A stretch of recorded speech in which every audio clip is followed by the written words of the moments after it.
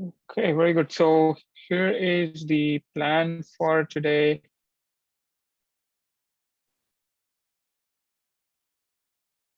So we will continue our discussion of Maxwell's equations, which would be pretty quick. We just have one concept to add, which is the displacement current. And again, we're not going into some of the derivations. We're just going to take it. You can look at any undergraduate text, Griffiths, for example, to look at the derivation and some of the physical logic as to why you need displacement current.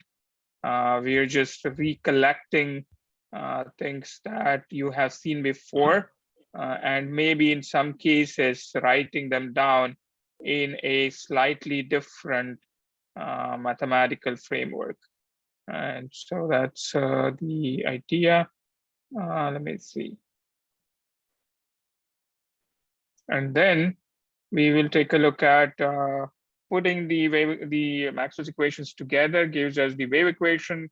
And then we start looking at making use of the Maxwell's equations in variety of means. To begin with, we will deal with materials or situations where there are boundaries. You change from one material to the other, and then what happens? There is a general mechanism for figuring out the boundary conditions or the matching conditions.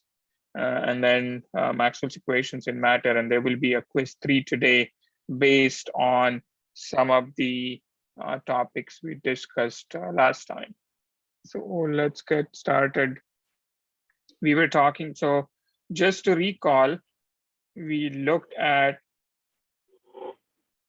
with the help of the Coulomb's law and the gradient operator applied to the r minus r prime over r minus r prime cubed, we figured out that divergence of E has to be equal to the volume charge density divided by epsilon 0.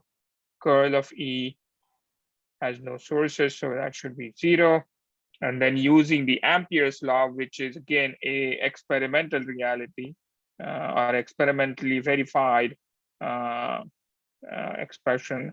And so from that, we know the divergence of B is 0 and curl of B is equal to mu 0 J, where J is the volume current density. Right? So you need the current density and the charge density. And here is the reason why you always want to be able to write down the charge density as a volume charge density, even if you have a surface charge or a cylindrical surface with only the surface charge, or you have a line of charge, you want to be able to express that as a volume charge density. So any lower dimensional charge density can be converted with the help of delta functions into a volume charge density, and that's what we talked about last time. Then we added the concept, with the help of Faraday's law, which is again an experimental, experimentally verified fact. We added that we need a first modification into the Maxwell's equation, which is now curl of E is no longer 0. It depends on the change of flux, rate of change of flux, or rate of change of the magnetic field, partial B over T, except that it comes with a negative sign, right? Because of the Lenz's law, which always is going to oppose the change that's causing the induced EMF. And then now we have Maxwell's greatest contribution to ENM.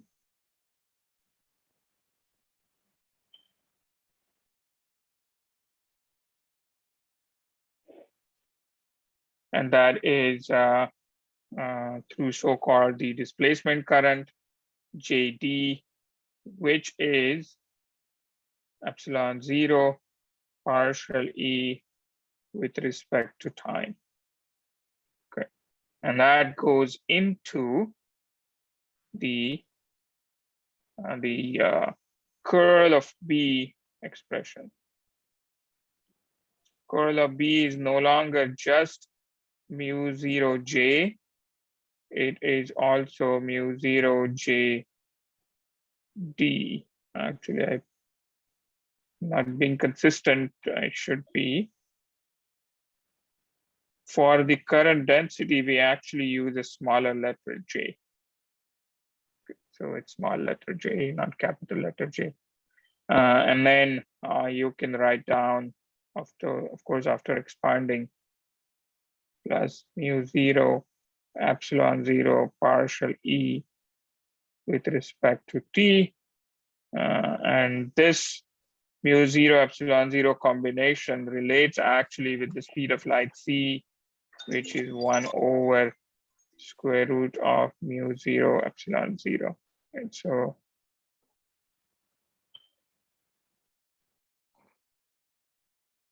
or an ENM wave, which of course is, this is a little bit premature to introduce that. When we look at the wave equation, then it will be clear, why that is the case, why that happens to be C. So curl of B now is mu 0 J plus 1 over C squared partial E with respect to T. So you could sort of see comparison between this equation, the first modification that comes from Faraday's law, that if magnetic field changes, it directly contributes to the electric field. But if the electric field changes, it does not directly contribute to the magnetic field. It is scaled down by the factor of 1 over C squared. So it's extremely small term.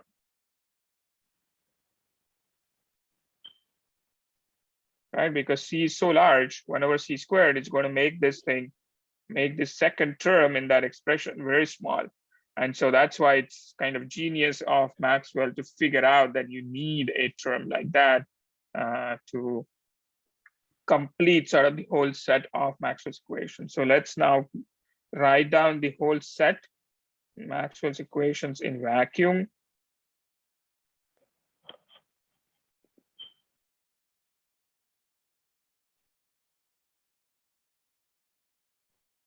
Right, and so what we have is, of course, the divergence of E is rho over epsilon 0. Divergence of B is still 0. And sometimes, you may be bothered by that because of the asymmetry. And that's the reason for that is experimentally, we haven't found any magnetic monopoles. If there was a monopole there, then the monomagnetic monopole charge density is what would go there. And you will have to modify the Maxwell's equation in that case. And then curl of B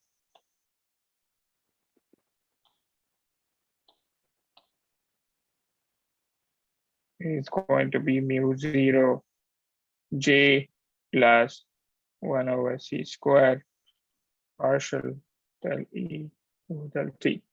And these are all in vacuum, right? So that's important.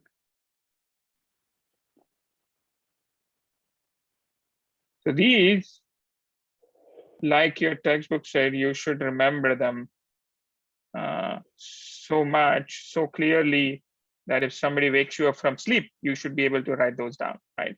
Now, of course, Maxwell's had much harder task. He did not know about the gradient notation. He did not know about vectors. And so he had to explain it completely in a scalar form. And that's what so he had much harder task than you do in terms of understanding these. So let's now put them all together. Let's look at divergence of curl of E. And that is going to be divergence of curl of E is negative del B over del T. So we can put it equal to negative del over del T of divergence of B. That's going to give you 0. So divergence of a curl is always 0, but this is in the special case of the electric field. Another thing that you can do is you can take curl of the curl you take the curl of the curl, you get -1 over c squared.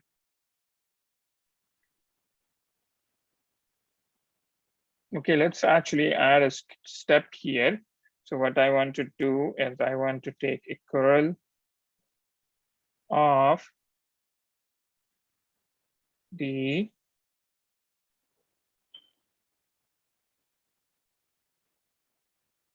curl of E is negative del P over del T, which is negative del T of curl of P,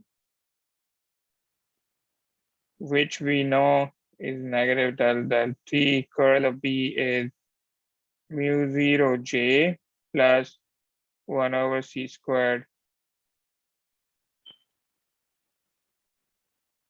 And what can you say about mu0 J?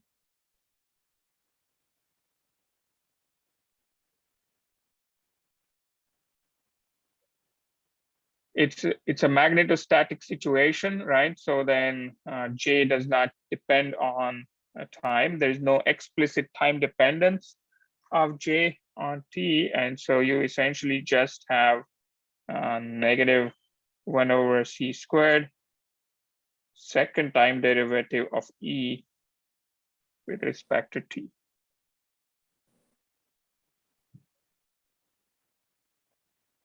Everybody with me? Or we are also assuming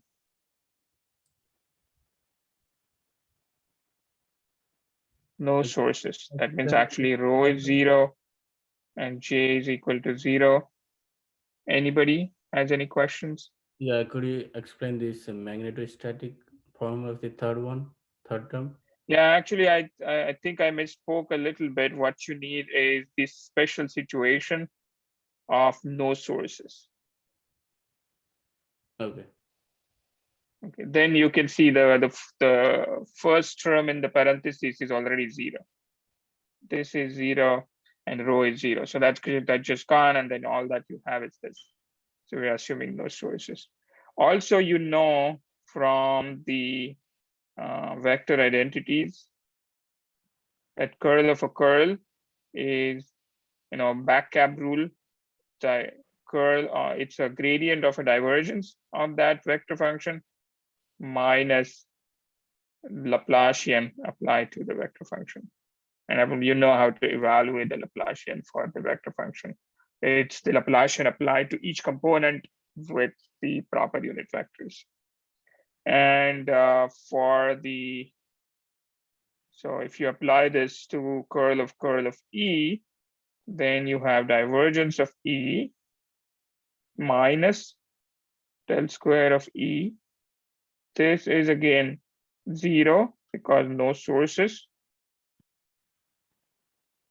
So this is a special case that we are looking at for now. Let's say there are no sources, you don't have any sources around. Still, what can you say about the result of the Maxwell's equation? So the left-hand side became negative del square E, and the right-hand side is negative 1 over C squared partial derivative of E with respect to T squared. And so even if you are far away from the sources, let's say the radiation source is the sun, but here on Earth, once that radiation is here, there are no other sources. Let's say that lights are off, right, in the middle of the night. You could still, well, of course, in the nighttime, you won't see the sun, but there are, let's say, no other bright sources, then you could still see that sunlight travels. And it is essentially electromagnetic wave that is traveling. And so after this, we get the wave equation, which relates the special derivative, right? Del square is a special derivative, SPATIAL, right? Derivative with respect to the special coordinates, with which relates with the second time derivative of the vector field. And this is called the wave equation.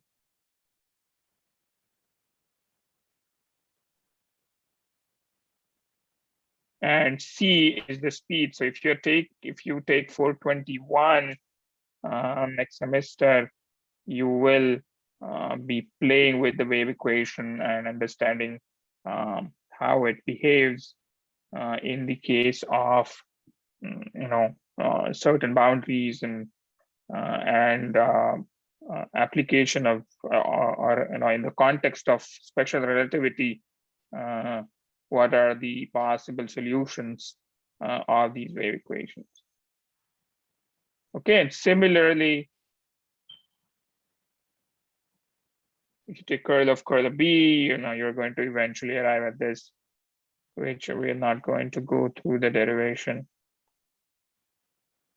equal to 0. And that's a wave equation again with speed c.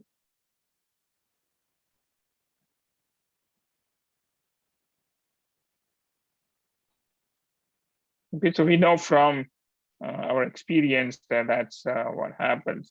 And the important thing to note, if you don't know already, let's say the wave is propagating in the z direction, xy plane is vertical, then if the electric field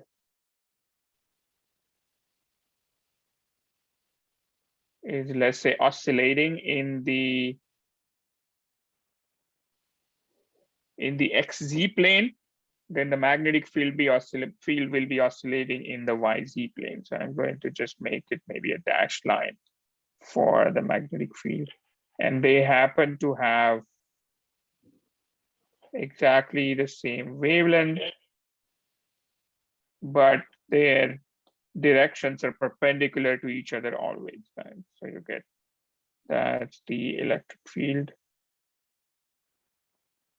And this is the magnetic field.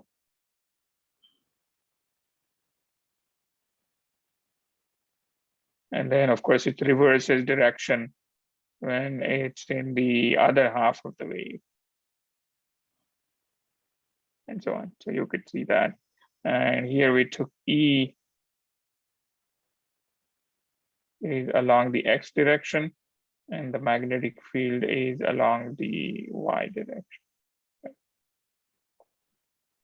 So it's directed along the y direction, but it's B itself, right? This does not mean that B does not mean that B or E are not the functions of x, y, z. E would still be a function of x, y, and z. It's just that it's directed along the x direction.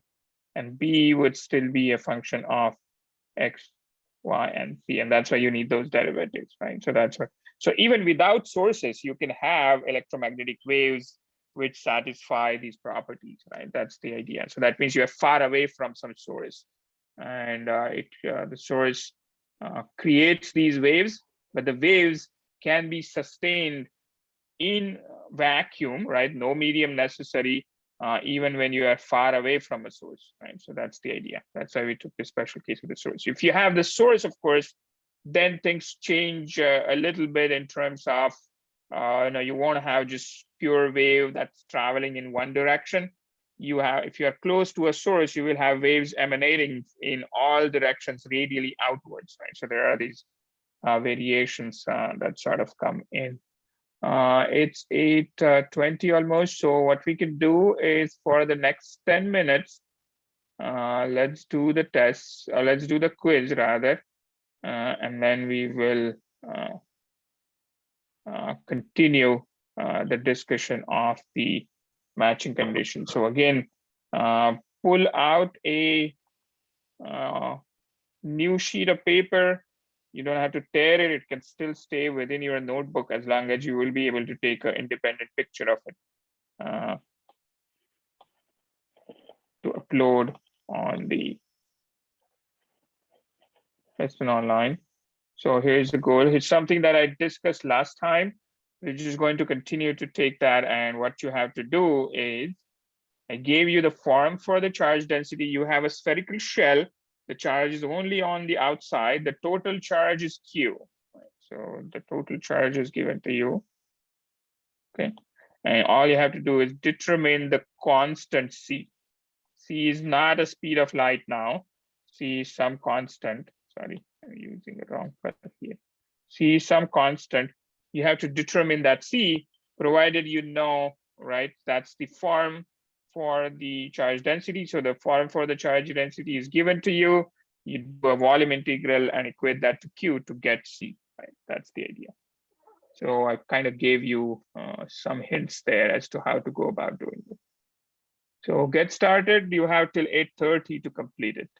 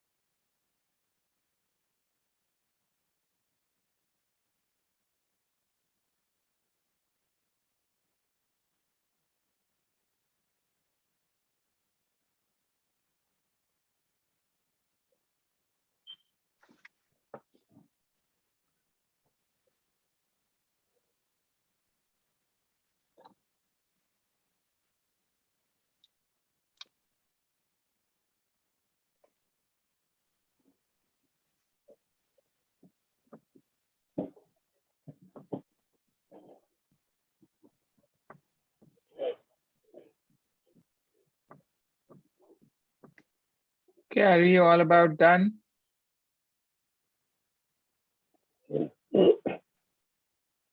I need 2 minutes or 3 2 minutes. minutes. I'll give 2 minutes to everybody. We'll stop at 8:33.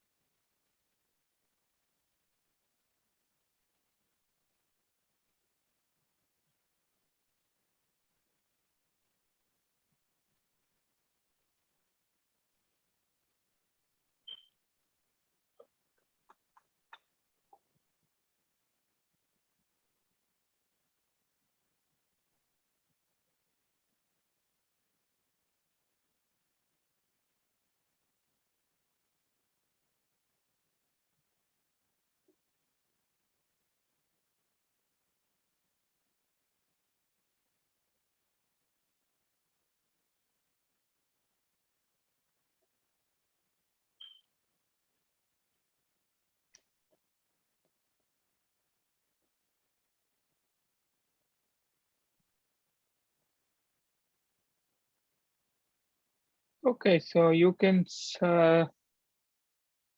stop right where you are. We will get back to the discussion and then you can submit it if you are not done yet a little later. I've given you about 9, but I can extend that actually a little bit. Let's see. So that you don't get, but remember, don't get delayed too much. I know exactly when you submitted it. So it's just for convenience that I'm moving the deadline and not moving the deadline per se for all of you. That just, okay. All right, so we're set. Let's get back to the discussion that we want to have now on the so-called matching conditions. So there are a couple of setups needed before we do that, but before we go into that, let me again give you the reading assignments. So, just as a thing to remember, if I'm giving you reading assignments today, try to complete those before you come to the next class. That way you will be ready for these quizzes. And anytime you read something that's physics related. Yes, Juan, you have a question? No, I don't. Okay. Anybody else has a question? Dr. Kapale, can you please explain the ZD term that you wrote at the beginning? ZD term. Which one? ZD. J plus ZD. Oh, That's the displacement current. Okay. Yep. Yeah, it turns out that to in some physical situation, like for example, the capacitor, right? Capacitor is one example where Maxwell found that so let's say you have a electrical circuit. Again, this is something that comes from the undergraduate textbook, so I'm not going to go through all the details. I'm just giving you one very quick example of where you encounter this, right? So you have a capacitor, which I kind of drew in a much larger scale, and you have a battery here. Okay, and then that's going to cause the current to flow in this direction and so on. Then the current, of course, is not steady current, right? It is very large to begin with. Once the capacitor plates are charged fully, the current goes down, all of that stuff. So it turns out to be able to fully explain capacitor and the behavior of the electric current between the plates of the capacitor. You need the Maxwell's equation in this form is not sufficient, and you need the displacement current. Okay, so that is Maxwell's greatest contribution. Read Griffiths if you want to know more about this. So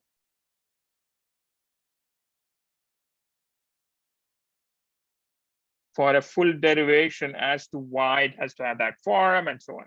Okay, so that is a reading assignment for you. It's something that is usually done in the undergraduate textbook, and so you are going to do that. Does that help a little bit? Yep. Okay, all right. Now your next reading assignment also is from the textbook, which is section 2.3.1 and section 2.3.2. Okay, and it's important that you keep on on track with these reading assignments. Don't forget them. They are very useful for you to understand and for us to keep moving forward as a class, right? So I'm just going to now draw a little diagram here.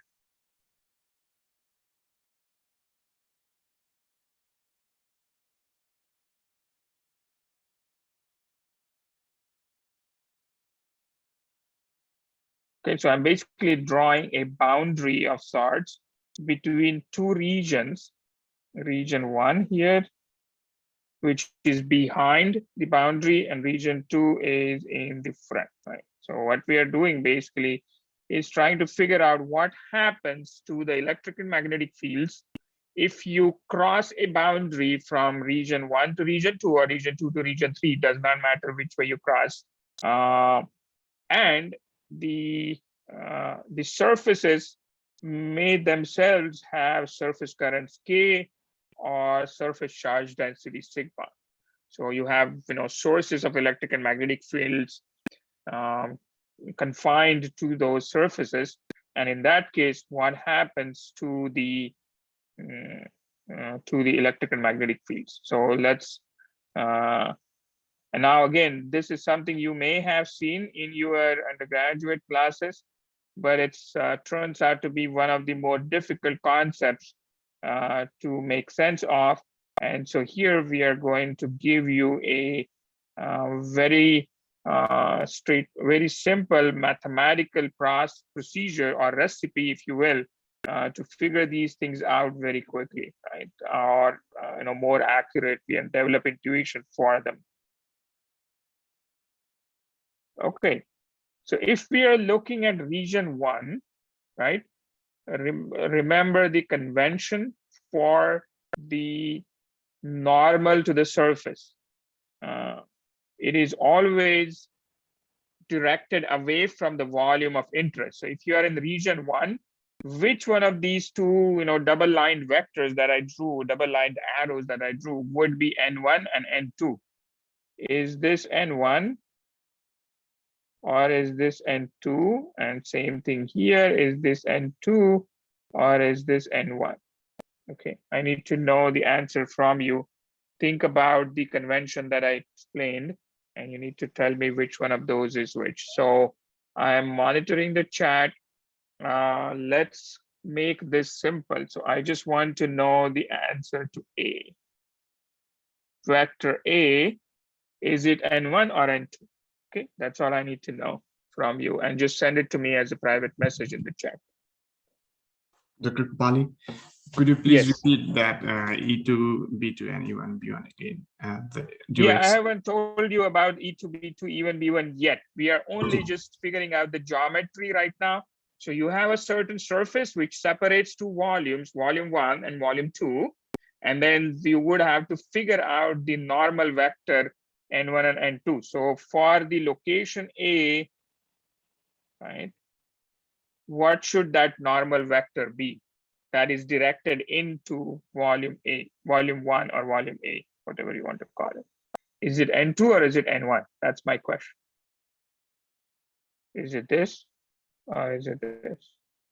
Okay, so I got one answer so far.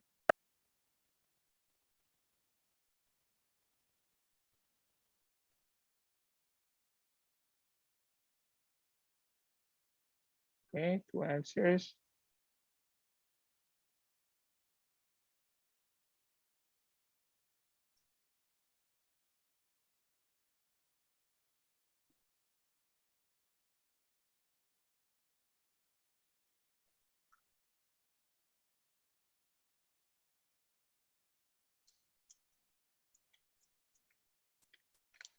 So I have 6 answers so far, and I can give you the statistics. Out of 6, I think I have, well, now I have more.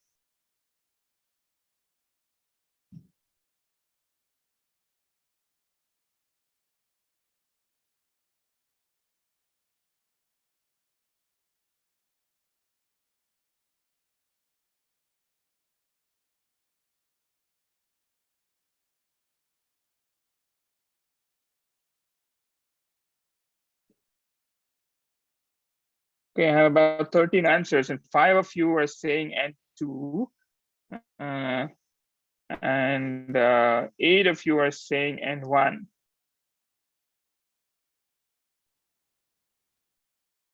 So should we go with the majority? I think I may have a few more answers, but I think this statistics kind of tells the story that I needed to know. Okay. I'm removing all of that stuff. N2 or N1, remember the convention. I'm going to write down the convention here. First, let me write down the stuff that we are doing. Let me give it the label to what we are doing.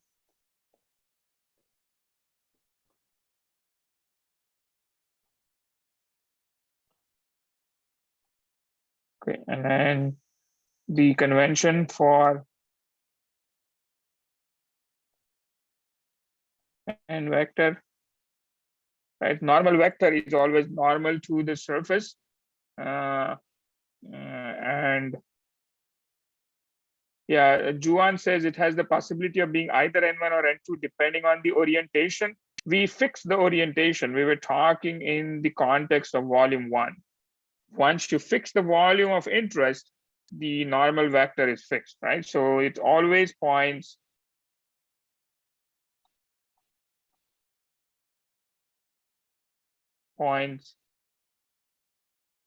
away from the volume of interest.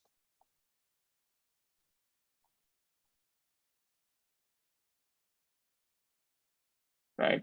So since I asked the drawing, this vector A, what is it? Is it N1 or N2? It is pointing away from volume 2 into volume 1. And so then it has to be N2. Everybody agrees? That's a convention for the normal vector to any surface. It has to point away from the volume of interest. So if you're looking into region 1, the vector that peaks into region 1 from the surface is N2. And the vector that peaks into region 2 away from the volume 1, it is going to be N1.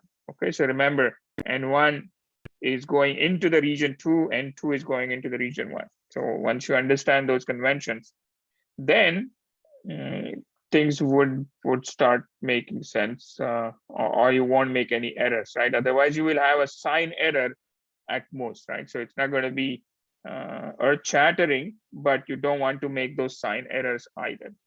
So in the region 1, I have E1 and B1 as the electric fields. In the region 2, E2, B2 are the values of the vector fields. And those values may be different in those regions, but at the boundary, there has to be some consistency. And so we are trying to figure out what that consistency is. What happens to the E vector, electric field vector, as you go from the other side. So this is a general scenario. It's always complicated to deal with the full general scenario. So what we are going to assume is that the boundary plane is flat. So we're taking it to be flat. No curves.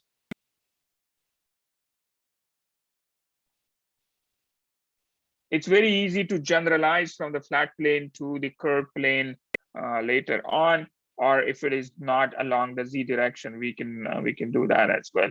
So assume that the boundary plane is c equal to 0, right? When we say z equal to 0, that's an xy plane, right? And so we know that's the boundary plane. So if you change z up, so there are two volumes, z greater than 0 and z less than 0. Z equal to 0 is the boundary plane. So let's take z axis to be in this direction.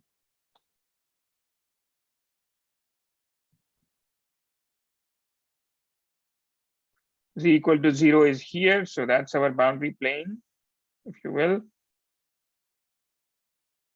And you have now two regions, z greater than 0, z less than 0, and those two regions we are calling them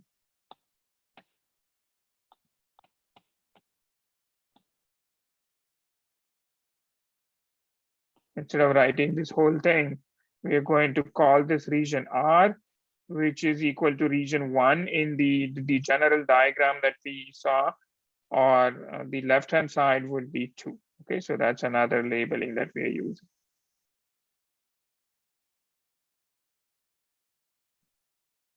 Everybody okay with it so far? Okay. Another thing that I'm doing here is I'm going to also plot the so-called step function. If you want to know more about the step function, there is a discussion of it in the book in chapter 1.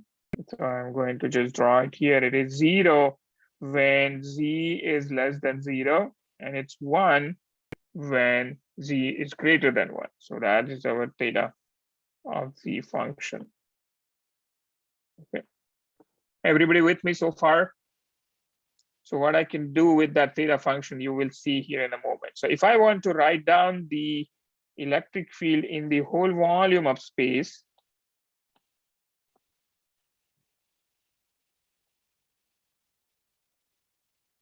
so now no restrictions on R. R could be anywhere in space, whether it's on the left side, right side, does not matter. Using superposition principle, I can write it as ER, which is the electric field in the right hand side. You could do the same thing for the magnetic field on the right hand side, and you will have EL, BL. Okay, so this is the simplified assumption that we are making. Instead of taking a look at the general shape of the boundary and general structure, we are assuming that it is the plane, right? So that's why slight change in labeling, you could call it even E2 if you want, no change there. This will go with theta of Z. That means E subscript R as a function of the R coordinate has to apply only when R is on the right hand side. And so you will have to pick that somehow. And that is done with the help of theta Z. So just like the Dirac delta function, theta Z is a filter function. It will apply the ER only when little r corresponds to c greater than 0, right? So this term will only be non-zero, right? So only applicable, let me just say here, only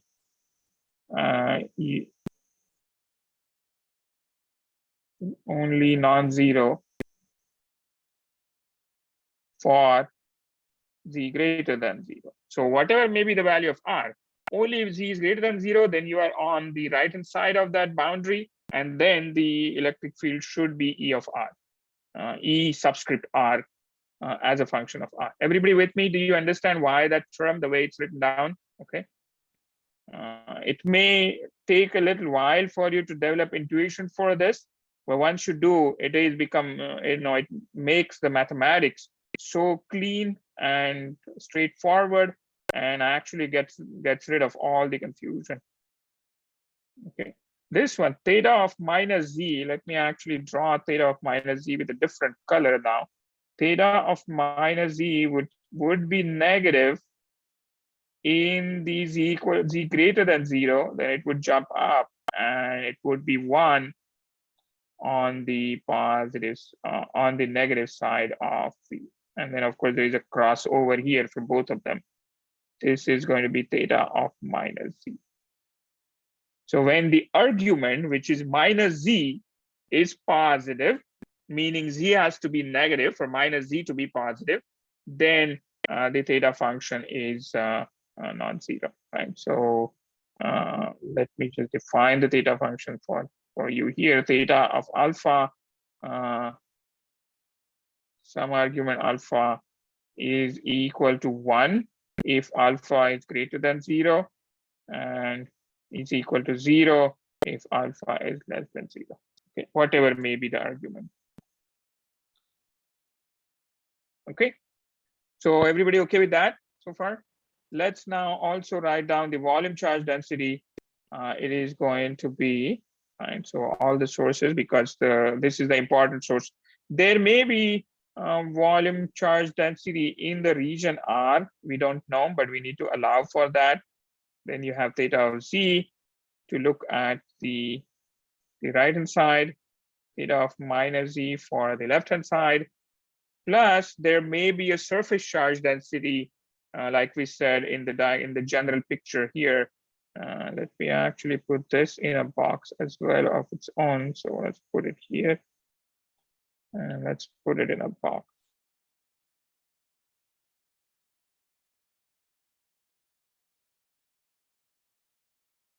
Okay.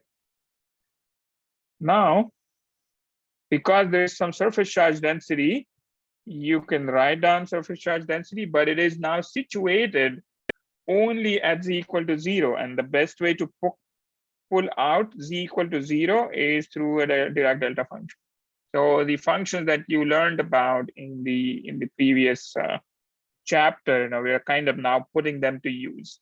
That's why also that was the main purpose behind the quiz, also to help you develop some comfort with these notations and the functions. Everybody with me so far?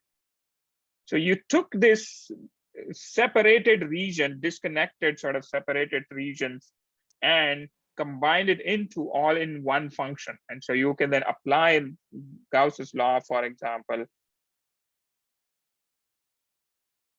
to that whole function. And it would apply, of course, piecemeal because you have different components to it. But that is, that's a minor inconvenience. You will see that it's actually quite powerful. So that's that. Let's apply it throughout. So when you apply it on the left-hand side, divergence of E would become, look at it on the right-hand side, you will have divergence of ER times theta of Z. So it's like the divergence is a derivative. It's going to, you have to use the product rule because each one of the terms has product in it. And so you have to separate out those things as we will do here. So divergence applied to the left-hand side, electric field goes with theta of minus Z. Plus what happens is now you need to apply the divergence. When you apply it to the second term, it only is going to become a gradient. And so you will have things like electric field are dotted with gradient applied to theta of Z plus EL gradient applied to theta of minus Z. Okay. Now you need to tell me what is this going to be.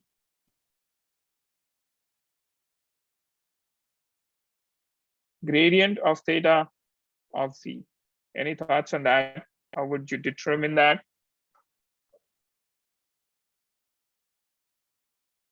First of all, theta of z does not have x or y dependence, right? So the derivative with respect to y from the gradient operator is 0. Gradient derivative with respect to x from the gradient operator is 0. So all that you're going to get is this del z of theta of z. Everybody with me? Okay. And what would that be? Any thoughts? So the derivative of theta of z, when you are away from z equal to 0 point, let's say z is greater than 0. The theta of z function is constant, so the derivative is 0.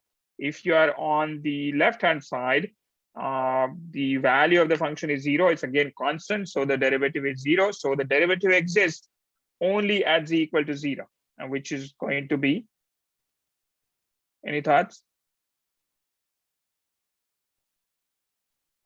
Would it make sense if I write it down as the Dirac delta z at z?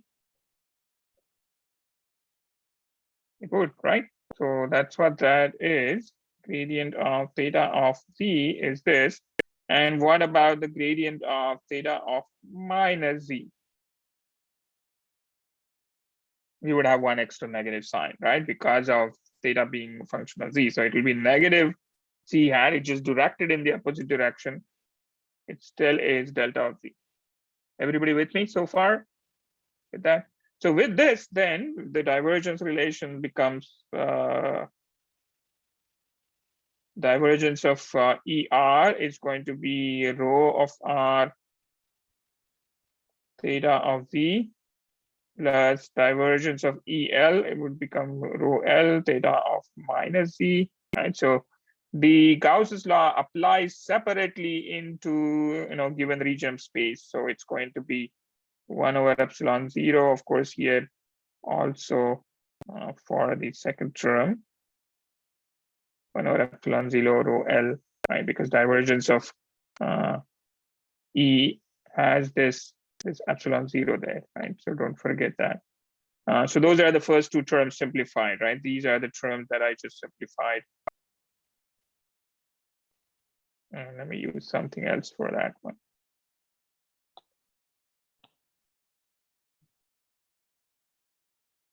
So that term, the second term gives me this, first term gives me that.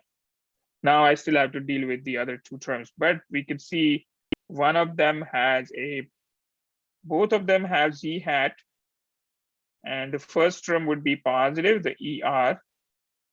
Second term is negative, so you get ER minus EL multiplied by delta of z.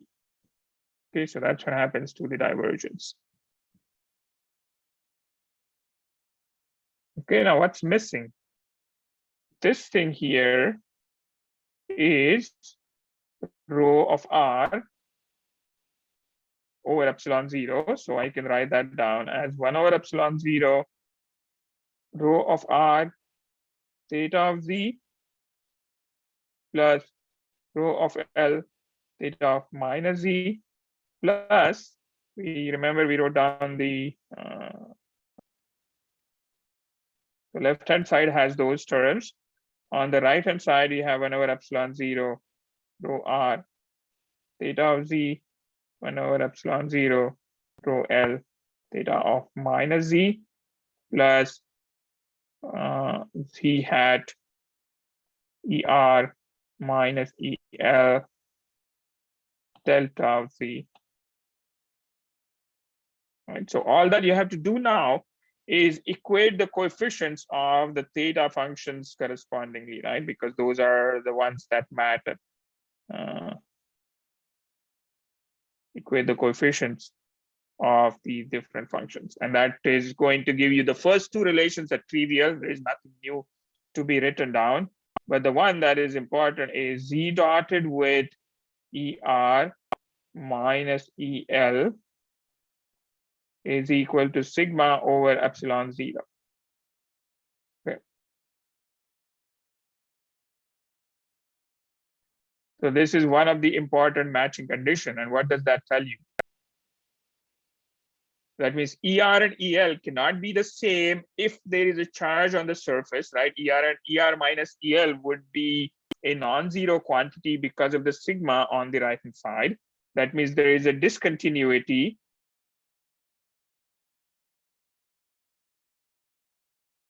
in the, remember, Z hat is the normal component. So when you take Z hat, ER minus EL, you're basically looking at the electric field that is perpendicular to the plane on the right hand side and the left hand side. So discontinuity in the normal, we call it normal component.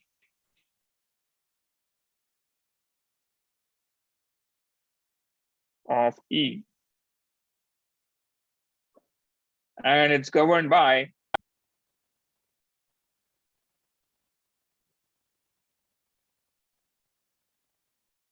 the surface charge density.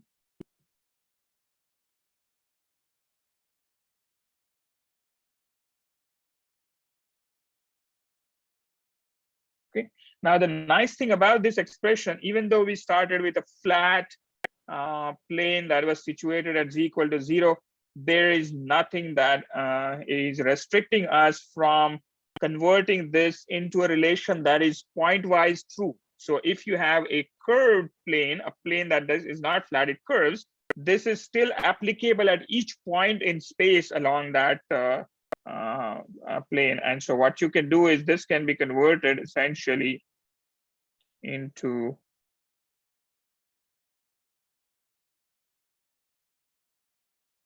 n hat. So now that's n hat is a function essentially of position at any position on the surface. Let's call it S. S is the point on the surface.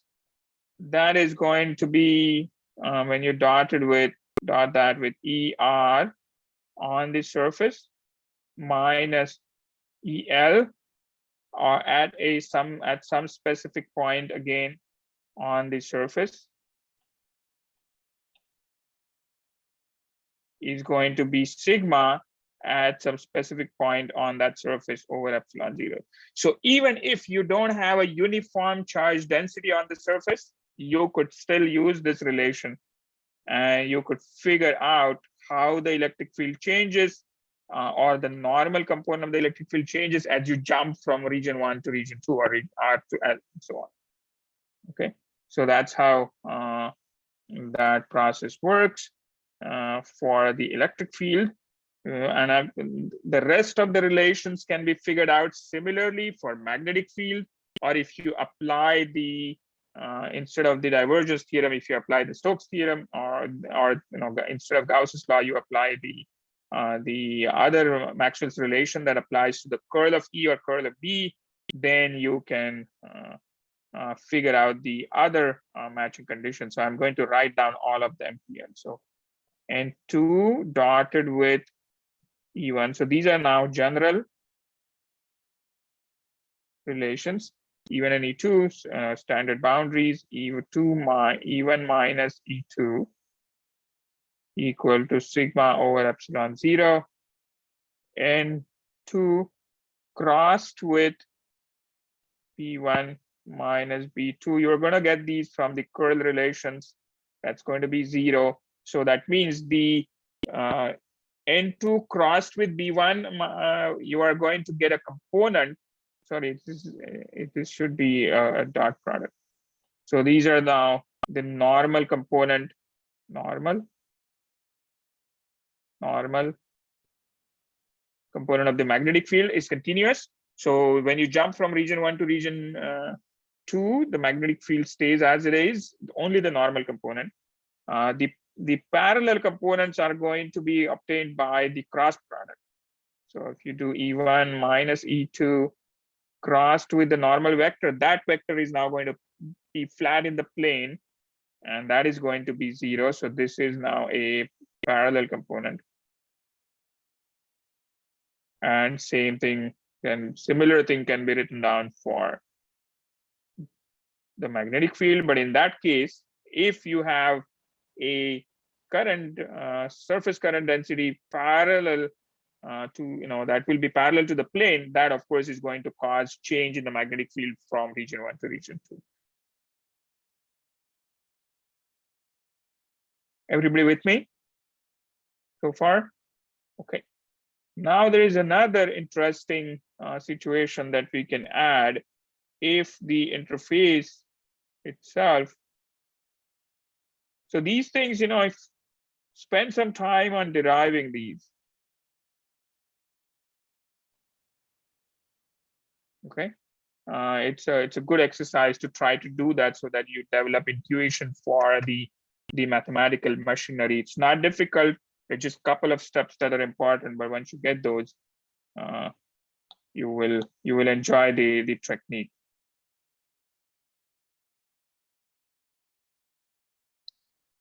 So if the interface itself is moving with velocity v, then there are certain interesting situations that come up. Now these things actually get combined in a weird way, and you will see how. These you don't have to worry about deriving. I'm not going to ask you the derivation of these. Just giving you.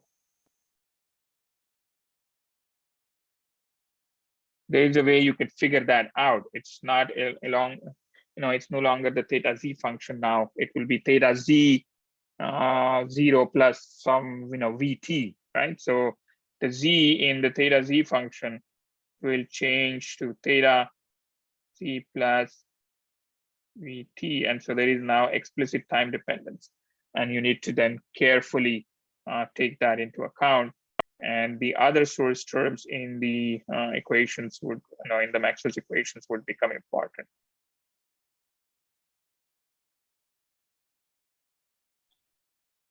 So that's what happens. E1 minus E2, V1 minus B2, they get combined. One of them is a cross product, the other one is a dot product, and I will write down the other one. We started with N2 over C squared times E1 minus E2 equal to mu 0K. Now you may ask a question, why am I dealing with only N2? You could write these down in terms of N1, only signs will change, right? Because N2 and N1, they are opposite of each other. That's how that process works. Okay, everybody with me so far? Yeah, I just wrote these last two relations down. We did not go into the derivation of this. What we are doing now is the next section on Maxwell's equation in matter.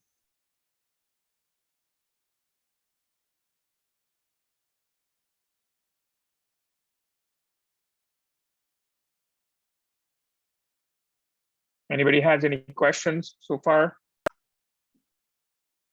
Okay.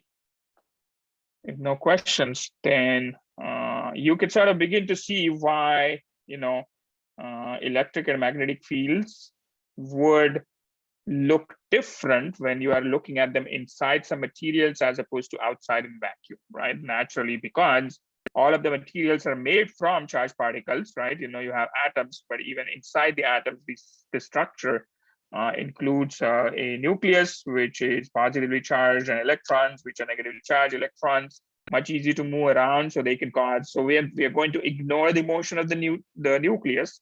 We're going to assume only the electrons move, and that's going to then respond to the electric field.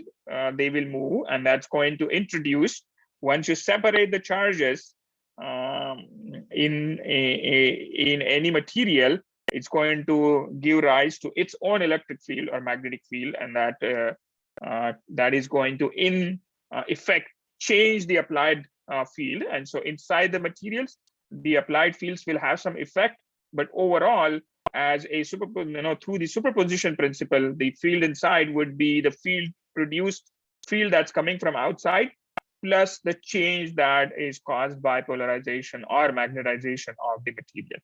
And so to kind of account for that, we change our notation. We go from E to a field called D. From B, we instead choose to use a field called H, and these are called auxiliary field.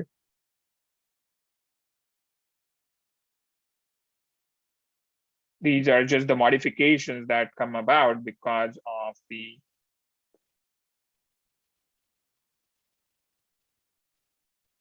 response of the material to the presence of the external electric field. So E causes some polarization in the material. And polarization basically comes about because of the separation of the electrons from their normal neutral centers. And that gives rise to slight modification of the charge density, and which creates its own electric field, and we call it polarization. Same thing with magnetic field. Again, that's an electronic effect. The spins of the electrons would reorient when there is magnetic field, and that causes its own new magnetic field, and we call that magnetization. Then what we have is to be able to hold the Gauss's law still true, what we do is the standard volume charge density that we are familiar with. We can think of that as the charge density that is free, F for free. That's the external one that's able to move around, plus the one that's associated with the material. And we get that sort of indirectly from the polarization. The polarization is easy to measure. So we can think of this as the divergence of P must be coming from some source, and divergence of P would give you the source. And these are called the bound charges. So this is kind of backward thinking, if you will. The polarization is essentially caused by the movement of the charges and rearrangement of the charge density inside the material. But what if you want to find that charge density? We would call it a bound charge, because it's not really able to move around freely, but it can be determined by measuring polarization and taking the divergence of it. Similar thing applies for the current density. There's going to be a free current density, which is the external source that's provided to you, plus something that is going to come from the curl of the magnetization. That's the J term.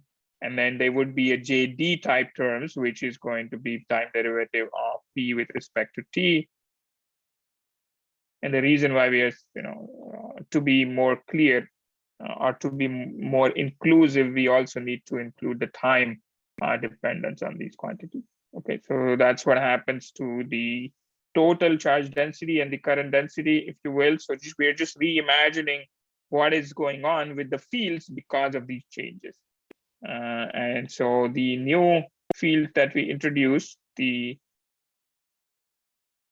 D field, it is going to be epsilon 0 E RT, so the standard electric field, but not quite just the electric field. There is an extra scaling of it with the help of this epsilon 0 factor plus P of RT.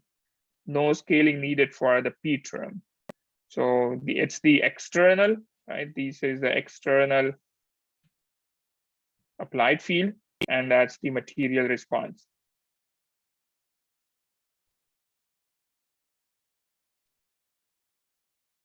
And then what we have is just a superposition of those two is what gives you that new D field. And the H field similarly is a superposition of the B field,